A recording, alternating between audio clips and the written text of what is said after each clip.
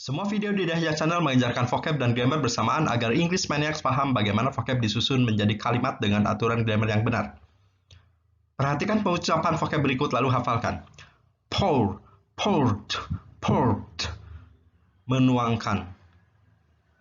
Salty, asin. Thick, kental. Coconut milk, santan.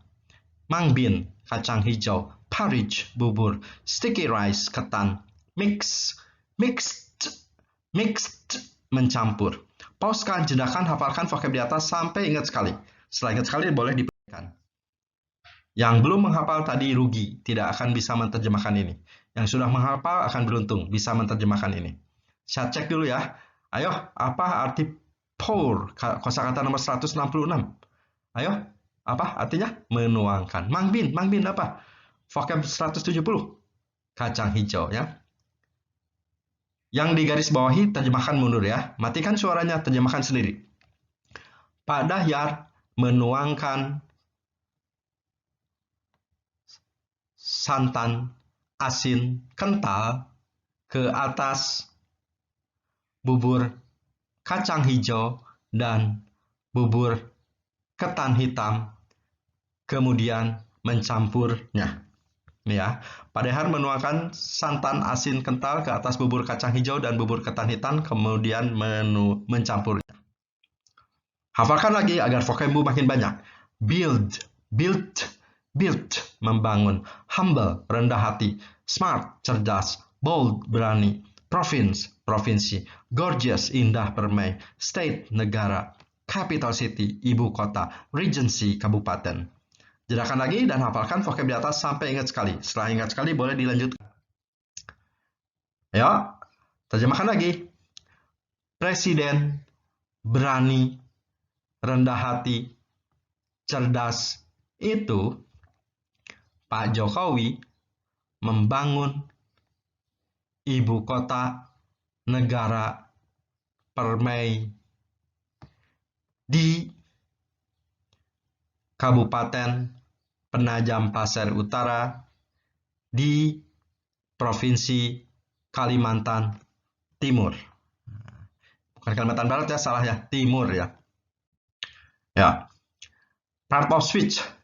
Sekarang saya akan menerangkan part of speech, jenis kata.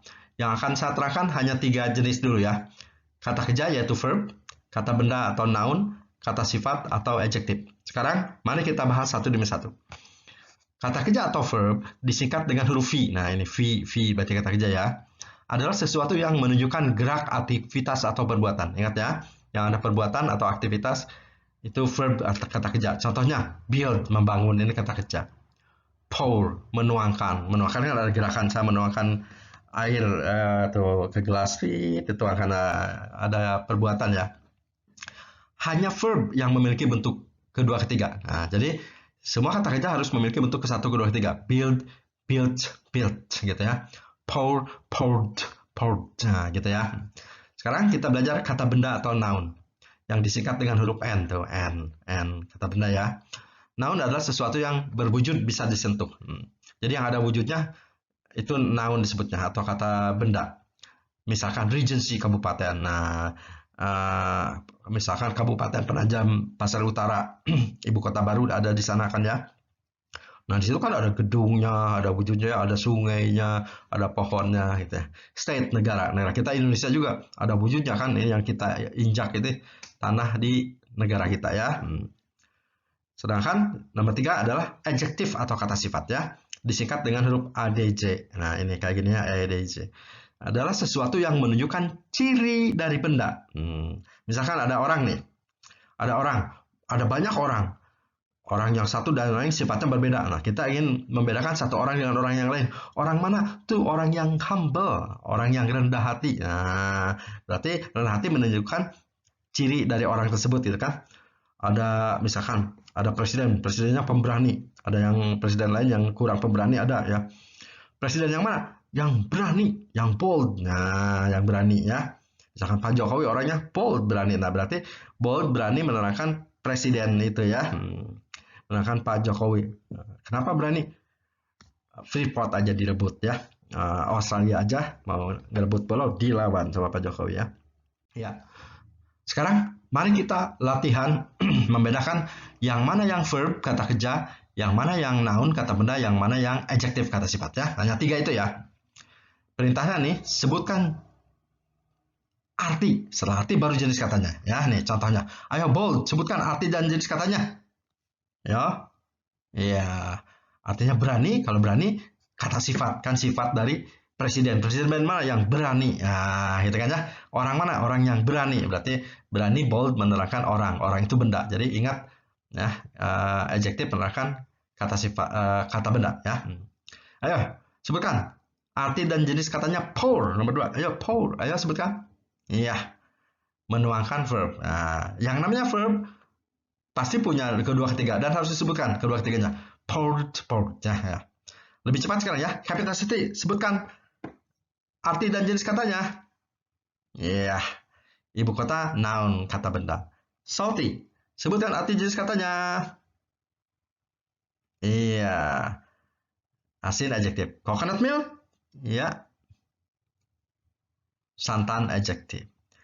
Porridge,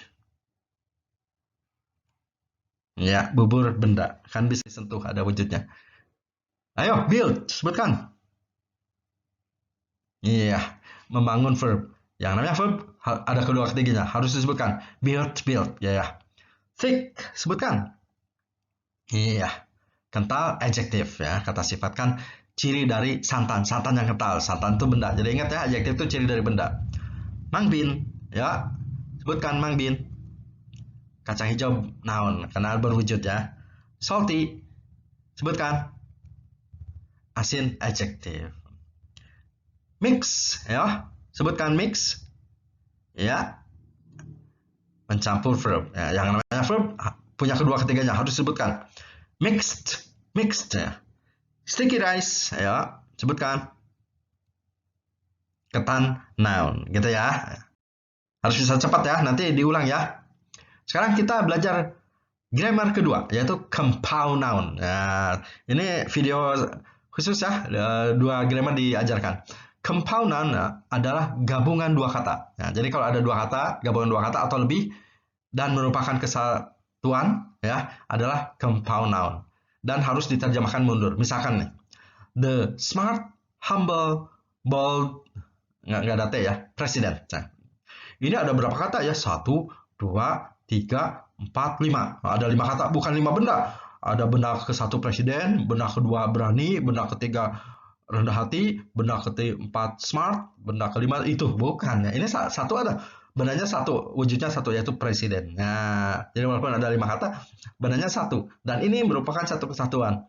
Ini diterjemahkan mundur. Jadi presiden berani, rendah hati, cerdas itu. Nah, ini compound noun-nya deh.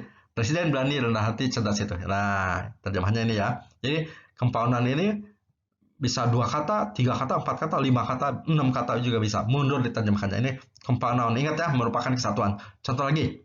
1, 2, 3, 4, 5. Oh, 5 kata juga. Capital city artinya 1. Ibu kota, negara, indah, atau permai itu. Nah, ini 4 kata dianggapnya ya. Karena capital city dianggapnya 1 kata.